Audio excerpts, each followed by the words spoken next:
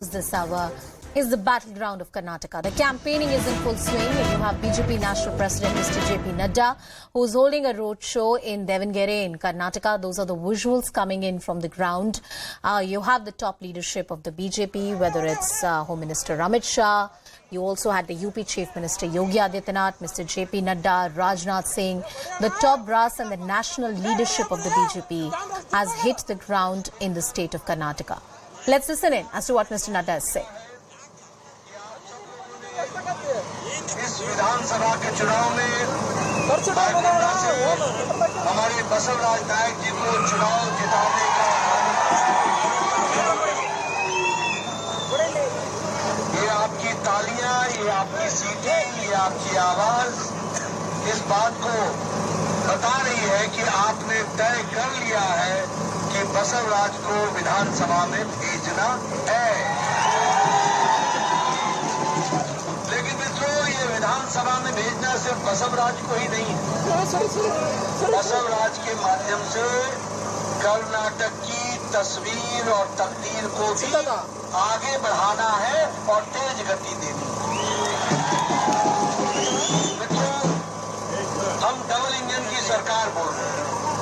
क्यों हम double engine की सरकार बोल रहे हैं? हम इसलिए बोल रहे हैं कि आप बताओ, जब मोदी जी प्रधानमंत्री बने उससे पहले भारत एक भ्रष्टाचार का हमारे ऊपर आरोप लगा हुआ था कि नहीं लगा हुआ था? मोदी जी के बनने के पहले लगा था कि नहीं? और मोदी जी के बाद दुनिया में भारत एक मजबूत देश के रूप में बन के आया कि नहीं आया? आया कि नहीं आया? इसलिए ये डबल इंजन ही नहीं है, ये पावरफुल इंजन भी है, पावरफुल इंजन भी है। देखो, आज देश में हम दुनिया में 10वें नंबर की अर्थव्यवस्था से बढ़कर छलांग लगाकर जिस ब्रिटेन ने हमको 200 साल राज किया उसको पछाड़ के अब हम मोदी जी के नेतृत्व में 5वें नंबर की अर्थव्यवस्था बन गए। ये जो आप मोबाइल लेके घूमते हो ना, 2014 से पहले 92%, 92% मोबाइल आप चाइना का पॉकेट में लेके चलते थे। चाइना में बना हुआ मोबाइल लेके चलते थे और राह चलते फट भी जाता था। फटक होता था कि नहीं होता था? आज 97% मोबाइल अब भारत में बन रहा है। ये भारत की ताकत होगी।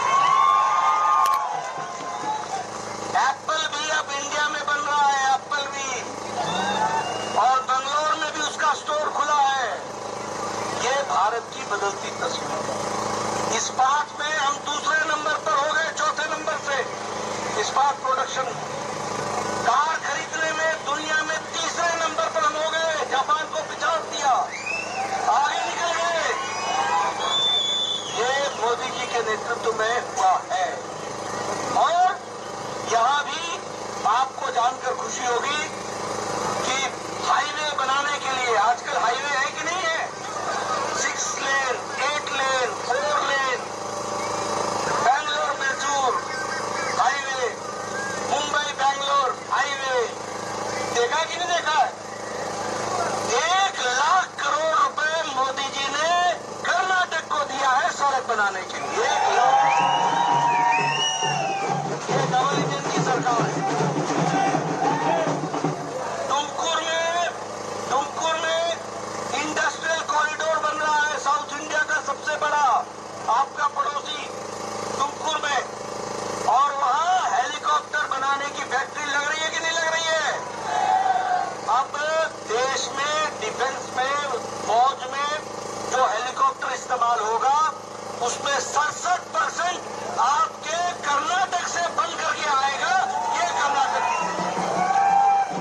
सबसे ज्यादा विदेश का निवेश कर्नाटक में हो रहा है, सबसे ज्यादा विदेश का। नंबर 1 पर है कर्नाटक, स्टार्टअप में नंबर 1 कर्नाटक, इकोसिस्टम में नंबर 1 कर्नाटक। इसको नंबर 1 रखना है कि नहीं रखना है? अगर में रखना है। और तब उसके साथ साथ मैं बताऊंगा कि गांव, गरीब, वंचित, पीड़ित, शोषित, दलित, महिला, युवा, किसान, इनके लिए अगर मोदी जी ने काम किया तो उसी को साथ देने के लिए येडियुरप्पा जी और बोम्मई जी भी पीछे नहीं रहे हैं, सबने मिलकर के आगे बढ़े। आज बताओ, मोदी जी ने प्रधानमंत्री किसान सम्मान निधि दी कि नहीं दी? और किसान सम्मान निधि में हमारे लोगों को, आपको 2-2 हजार रुपए हर चौथे महीने मिल रहा है कि नहीं मिल रहा है? अब देखो, डबल इंजन की सरकार क्यों चाहिए? जब ये कुमार स्वामी की सरकार थी तो हमने किसान की लिस्ट मांगी, तो मालूम है कुमार स्वामी ने कर्नाटक से कितने किसानों की लिस्ट भेजी थी? मालूम है? 17 सिर्फ 17। Well, that's the blitzkrieg in the poll-bound state of Karnataka. Getting you all the voices from the ground first here on CNN News 18. My colleagues are also tracking this big battle from the ground zero, getting us a sense of the pulse of politics. My colleague Pallavi Ghosh, our senior editor, joining us on the broadcast. Pallavi, what's the focus area for the key leadership of the BJP? There are national faces, Mr. JP Nadda, Rajnath Singh, Home Minister Amit Shah, who have hit the ground running, Prime Minister himself. What is the focused message? And which are the areas on which the BJP is focusing?